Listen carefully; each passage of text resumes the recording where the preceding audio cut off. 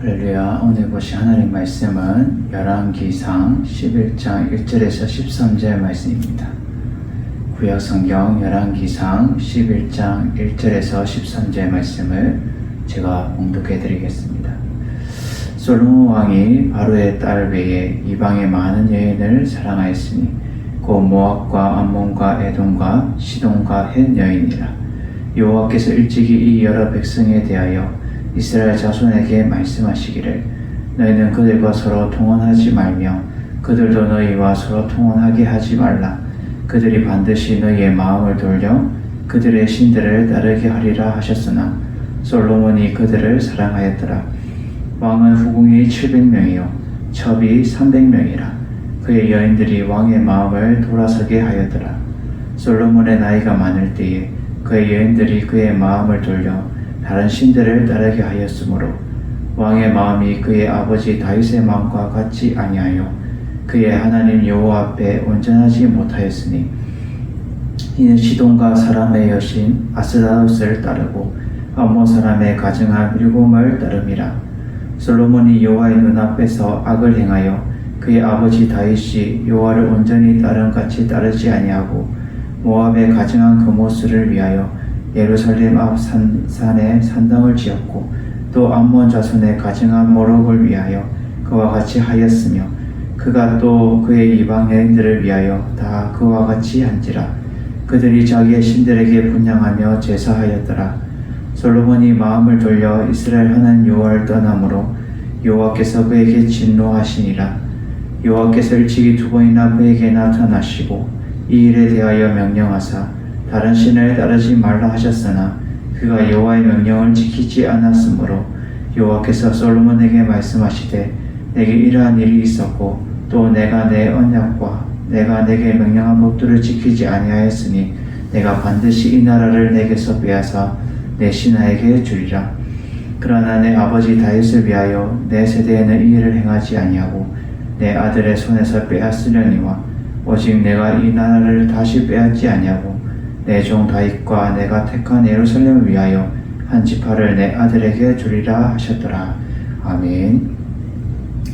할렐루야. 오늘 말씀의 제목은 신앙 타락에 대한 심판이라는 제목으로 말씀을 전하도록 하겠습니다. 신앙생활을 잘하고 있던 어떤 자매에게 어느 순간인가 주님께 헌신하는 모든 일이 자신이 무의미해지고 실증을 느끼게 되었던 거죠. 주일 낮 예배만 간신히 드리고 개인적인 시간을 충분히 갖게 되었습니다. 그러나 그녀의 마음에 찾아온 것은 허전함과 공허함 뿐이었습니다. 그녀가 전에 하나님께 본인도 모를 만큼 수없이 약속했던 그 헌신의 약속들, 그녀는 잊고 있었지만 하나님께서 결코 잊지 않으셨습니다. 하나님께서는 그녀의 삶 속에서 개입하셔서 계속 사인을 내보내셨던 거죠. 본인과 가족들에게 크고 작은 고통을 쉬지 않고 내리셨던 것입니다. 본인과 가족들에게 크고 작은 고통이 쉬지 않고 내리신 것은 최후의 심판대 앞에서 부끄럽지 당하지 않도록 하기 위해서 그녀를 향한 심판의 해초리는 사랑 그 자체였다라는 것입니다. 안티오쿠스 왕은 페르시아 침입하여 페르세폴리스를 점령하려고 했으나 그곳 주민들의 맹렬한 방어전으로 극도의 혼란에 빠져서 철수할 수밖에 없었습니다. 안티오쿠스 왕은 하가 치밀어서 올라 유다인들에게 안갚음을 갚으려고 결심을 했던 거죠. 그래서 그는 목적지에 다다를 때까지 쉬지 않고 병거를 몰아가가지고 마부들에게 명령하여서 예루살렘에 들어가기만 하면 그곳을 유대인들의 공동묘지로 만들겠다라고 큰 소리를 쳤습니다.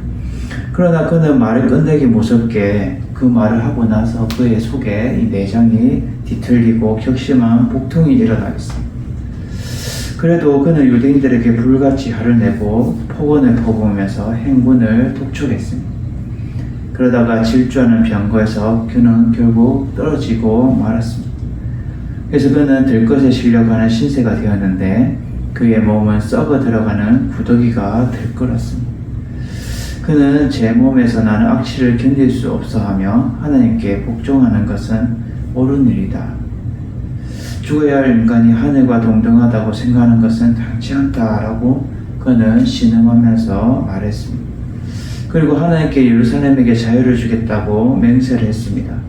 그러나 하나님의 정의의 심판은 그에게 거둬지지 않아 그는 극심한 고통을 느끼며 이국의 산골짜기에서 비참한 이 최후를 맞이하게 되었습니다. 악인을 하나님께서 반드시 언젠가는 심판하시는 것입니다. 때가 언제인지는 몰라도 하나님은 악인은 언젠가는 그를 가만히 내버려 두지 않으시고 심판하신다라는 거죠. 사성들 우리들도 신앙생활을 잘 하여서 잘못된 행동과 발언으로 인해서 우리의 환경에 어려움이 안 당하도록 우리는 해야 할 것입니다.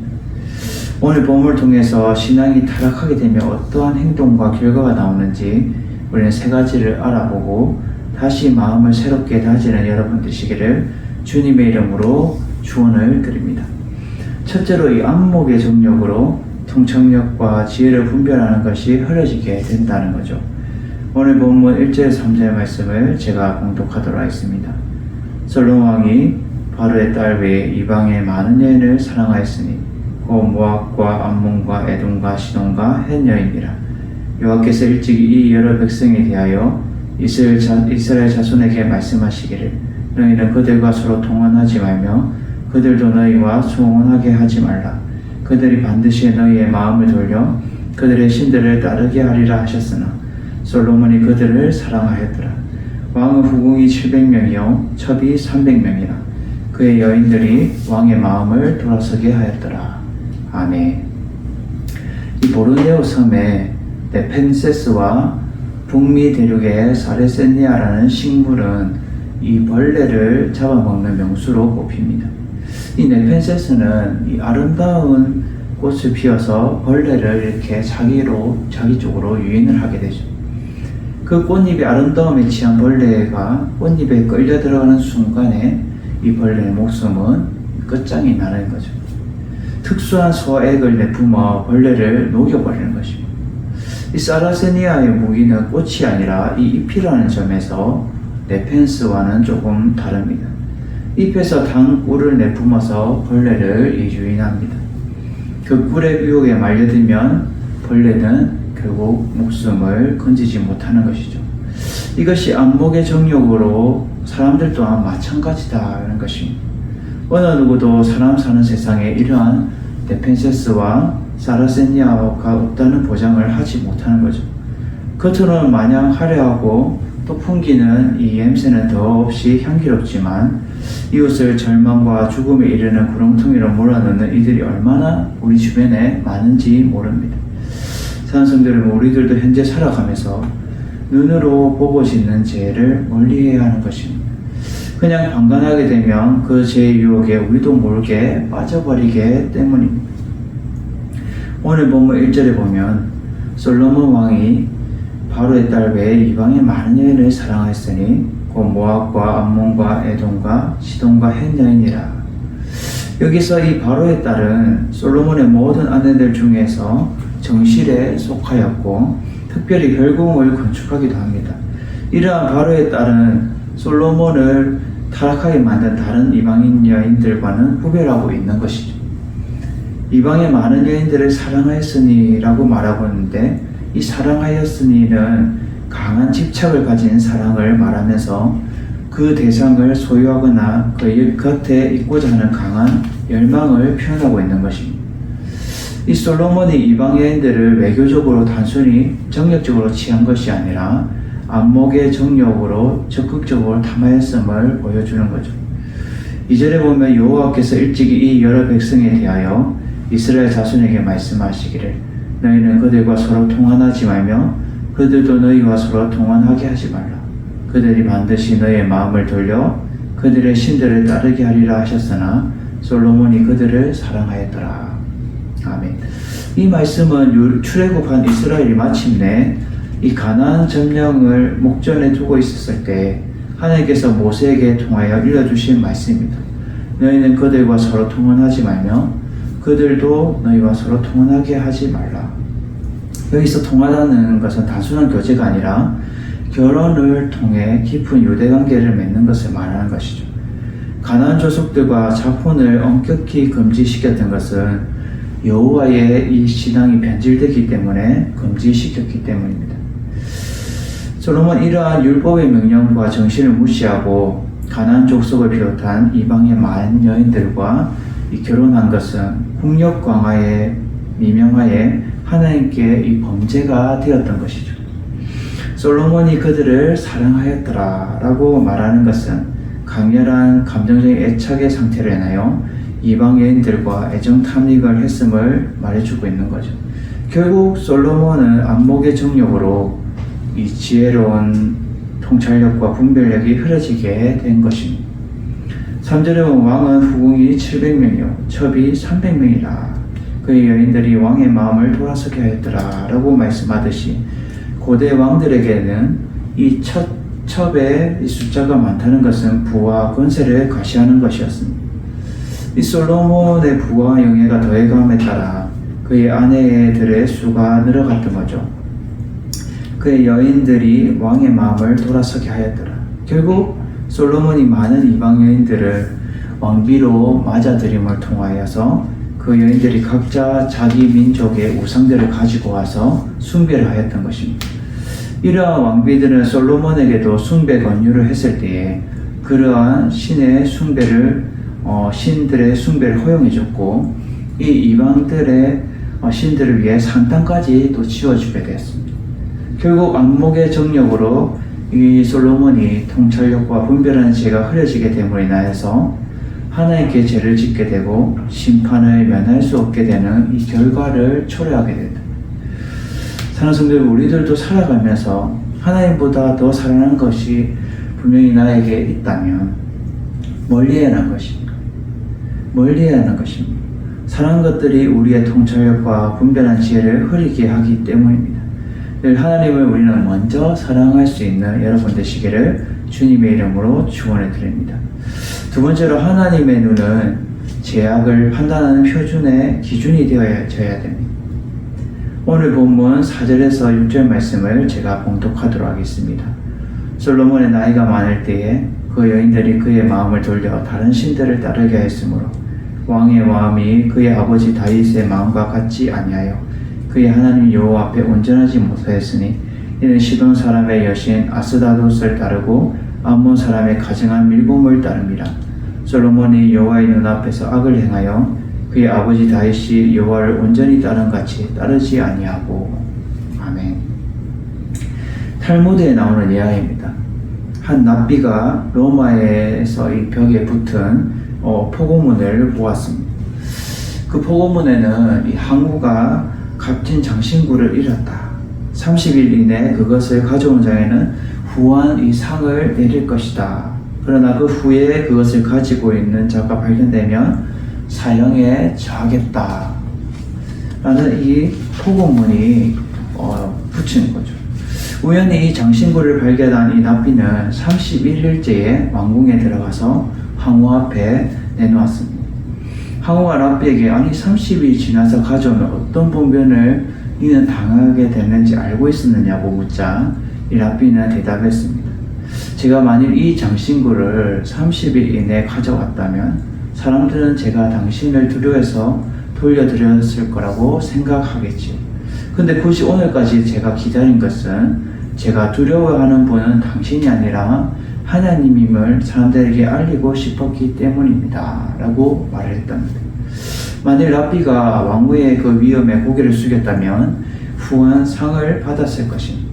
그러나 그는 후한 상과 이 사형 사이에서 랍비는 자신이 그 항우보다도 하나님을 더 나는 두려워한다는 사실을 보이고자 사형을 택했는 것이죠. 그는 왜 항우보다 눈에 보이지 않는 하나님을 더 두려워했을까요? 하나님은 만물의 창조주로서 공의로 만물을 다스리며 판단하시고 끝내 공의로 이 땅을 심판하시며 또 그분의 그 다스림으로 받는 자들에게 공의를 명하시고 또 공의로 그들에게 갚으시기 때문입니다. 죄와 의를 분명하게 가려내고 죄에 대해 응분의 대가를 그리고 선에 대해서는 상급을 받도록 하십니다. 어떠한 경우에도 죄를 감같지 않으시고 심판하십니다. 혹 사람들은 재판할 때 죄에 대해 상황에 따라 용서해 주기도 하고 때로는 강하게 혹은 약하게 징계할지 모르지만 하나님은 그 죄에 대해 심판에 있어서만큼은 결코 변함이 없으시며 한결같이 그 죄에 대해서 모르신다는 거죠. 그러나 사람들은 창조주요 심판주이신 하나님보다 어때요? 사람들은 강자들을 더 두려워하는 경우가 많습니다. 하나님보다 더 권력자나 부자들을 더 두려워하며 또 그들과 타협하고 심지어 그들의 눈에 들고자 온갖 그들이 죄악을 저지르는 일조차 스승치 않습니다.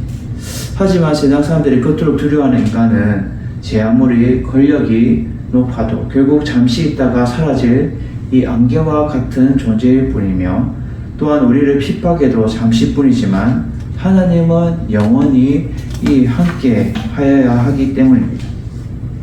산성들, 우리들 또한 사람의 눈을 의식하는 것이 아니라 하나님의 눈을 먼저 의식하고 두려워할 수 있는 여러분 되셔서 죄를 짓지 않고 살아가시기를 주님의 이름으로 축원해 드립니다.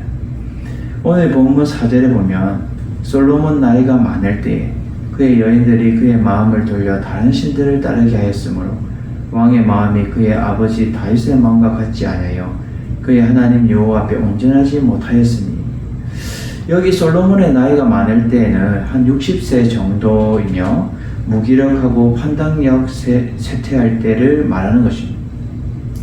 그의 여인들이 그의 마음을 돌려 다른 신들을 따르게 하였으므로 라고 말하듯이 이 솔로몬의 왕비들이 솔로몬으로 하여금 우상 숭배로 빠지게 하는 이 함정에 몰아갔으며 그의 마음을 하나님 중심에서 우상으로 이끌어갔던 것입니다. 결국 솔로몬은 그의 아버지 다윗의 마음과 같지 아니하고 하나님 앞에서 온전한 자의 모습이 전혀 아니었던 것입니다. 5절에 이는 시돈 사람 여신 아스다롯을 따르고 암몬 사람의 가정한 밀곰을 따릅니다. 여기서 말하는 이 아스다롯은 가나안 신들이 섬기는 풍요의 여신으로 이 성적인 사랑과 다산을 위해 숭배되었던 우상이었습니다. 이러한 제사에는 음란한 행위가 의식의 순서에 뒤따랐던 것이죠. 그리고 밀곰 또한 암몬의 민족의 신으로 인간을 제물로 드리는 제사를 했던 것입니다. 6절에 솔로몬이 여호와 눈앞에 악을 행하여 그의 아버지 다윗이 여호와를 온전히 따름같이 따르지 아니하고, 이 하나님 눈앞에 자신을 숨길 수 없다는 것입니다. 여호와 눈앞에 항상 선악을 감찰하시고 하나님은 어느 곳이든지 다 보고 계시다는 거죠. 그러므로 하나님의 눈은 이 죄악을 판단하는 이 표준의 기준점이 되는 것입니다. 악을 행하여 그의 아버지 다윗이 여호와를 온전히 따름같이 따르지 아니하고 라고 말하듯이 솔로몬이 이 부친의 다윗과 달리 하나님 눈앞에 우상을 섬기는 일을 악행을 행했다라는 것이죠. 다윗은 우상 숭배의 죄는 결코 범하지 않았지만 솔로몬은 하나님의 눈을 의식하지 못함으로 인해서 결국 어떻게 됩니까? 심판을 받게 되는 것입니다. 사랑하는 성도 여러분, 지금도 하나님은 여러분들이 어떤 환경에서든지 어느 곳에든지 다 보고 계시다라는 거죠. 하나님의 눈이 우리의 죄악을 판단하는 표준의 기준이 된다는 사실을 아시고 날마다 하나님을 의식하면서 죄를 범하지 않는 여러분 되시기를 주님의 이름으로 축원드립니다. 마지막 세 번째로 이 우상 숭배를 인하여 하나님의 사랑을 저버리게 되면 심판을 면치 못하게 된다는 거죠. 오늘 본문 9절에서 11절 말씀을 제가 봉독하도록 하겠습니다. 솔로몬이 마음을 돌려 이스라엘 하나님 여호와를 떠남으로 여호와께서 그에게 진노하시니라. 여호와께서 일찍이 두 번이나 그에게 나타나시고 이 일에 대하여 명령하사 다른 신을 따르지 말라 하셨으나 그가 여호와의 명령을 지키지 않았으므로 여호와께서 솔로몬에게 말씀하시되 내게 이러한 일을 있었고 또 내가 내 언약과 내가 내게 명령한 법도를 지키지 아니하였으니 내가 반드시 이 나라를 내게서 빼앗아 내 신에게 주리라. 아멘. 중국의 한 황제가 나라를 다스리는데 중책을 맡길 만한 인재를 찾고 있었습니다. 그러던 중 깊은 산에 응거하는 지혜로운 은자에 대해서 듣게 되었죠. 황제는 이 은자를 제상으로 세우기 하고 은자를 모셔오라고 신하들에게 보냈습니다. 신하들이 은자를 찾아갔을 때에 그는 남루하게 옷을 입고 이 낚시질을 하고 있었습니다. 신하들의 이야기를 듣고 곰곰이 생각하던 이 은자는 이렇게 물었습니다. 내가 듣기에 대궐에서 황제님과 백관들이 날마다 아침에 모여서 일하기 전에 황금과 보석으로 치장된 이 박제 거북이를 경배한다고 하는데 정말입니까? 신하들은 그렇다고 대답을 했죠. 그러나 은자가 이렇게 말했습니다. 내 뒤에 흐르는 강에는 이 거북이가 살고 있지요. 그런데 이 거북이에게 온몸에 금치를 하고 박제가 되어 이 궁궐에 있으라고 하면 거북이가 좋다고 하겠어요? 라고 말했다고 합니다. 하나님을 이 박제로 만들어서 방 안에 모셔놓은 사람들이 있습니다. 교회는 나오지 않지만 또 생활 속에서 하나님이 살아 역사하는 걸 체험하지 못하고 스스로 하나님을 우상으로 만들어보는 경우가 있다는 거죠. 찬송대 우리들은 지금 어떻습니까? 하나님을 하나의 우리가 신으로 여겨 우상으로 만들고 있지는 않습니다. 내 입맛에 맞게 하나님을 이리저리 이용하고 사용하고 있지는 않습니까? 한번 스스로 본인에게 진지하게 한번 생각해 보았으면 합니다. 오늘 본문 9절에 보면 솔로몬이 마음을 돌려 이스라엘의 하나님 여호와를 떠남으로 여호와께서 그에게 진노하시니라. 여호와께서 일찍이 두 번이나 그에게 나타나시고, 여기서 진노하시니라 라고 말하는데 하나님의 특별한 분노를 말씀하고 있습니다. 하나님의 분노는 언약 백성들의 이 언약이 깨뜨려진 범죄에 대해서 반응하시는 거룩한 분노인 것입니다. 이러한 분노는 자기 백성들을 향한 하나님의 일관된 그 사랑에서 비롯된 것입니다. 하나님의 언약적인 사랑을 저버림으로 해서 하나님께 큰 상처를 입히는 행위로 이 솔로몬의 우상 숭배야말로 하나님을 지극히 분노하게 했던 그 범죄였던 것이죠. 하나님은 두 번이나 파면의 길로 가는 것에 대해서 경고했습니다. 10절에 보면 이 일에 대하여 명령하사 다른 신을 따르지 말라 하셨으나 그가 여호와의 명령을 지키지 않았으므로. 지금 이 일에 대해 명령하사 다른 신을 따르지 말라라고 말하는 것은 우상 숭배 행위는 하나님과 이스라엘 간의 구속적인 언약 관계를 완전히 잊어버리는 행위로 심각한 범죄였던 것이죠. 솔로몬은 지금 어떻게 행동하고 있습니까? 그가 여호와의 명령을 지키지 않았으므로. 하나님께서 솔로몬에게 명령하신 법도를 지키기가 불가능할 정도로 어려운 것은 아니었지만 이 우상 숭배로 인하여서 하나님의 마음을 상하게 해드리는 셈이 되었던 거죠. 11절에 보면 여호와께서 솔로몬에게 말씀하시되 내가 이러한 일을 있었고 또 내가 내 언약과 내게 명령한 법도를 지키지 아니하였으니 내가 반드시 이 나라를 내게서 빼앗아 다른 내 신하에게 주리라. 지금 하나님의 계속적인 축복과 후손들에 대한 왕위 계승은 오직 하나님의 언약과 법도를 지키는 조건 하에서만 보장이 되었던 것인데 솔로몬은 그 조건을 지키는데 실패하고 말았던 거죠. 결국 불순종에 따르는 심판을 면하지 못하게 되는데 내가 반드시 이 나라를 내게서 빼앗아 내 신하에게 주리라 라고 말씀하는 것은 결국 솔로몬의 왕국 전체를 멸망하겠다라는 의미가 아니라 둘로 분열시키겠다는 것입니다. 그리고 신복에 해당하는 구체적인 인물이 이 여로보암입니다. 이 예언대로 여로보암이 북왕국의 이스라엘 초대 왕이 되게 되는 것이죠. 사랑하는 성도 여러분, 솔로몬은 하나님의 사랑을 저버린 행동, 즉 이 우상 숭배를 통해서 생명도 단축되게 되고 나라도 둘로 쪼개버리는 이 심판을 받게 되었습니다.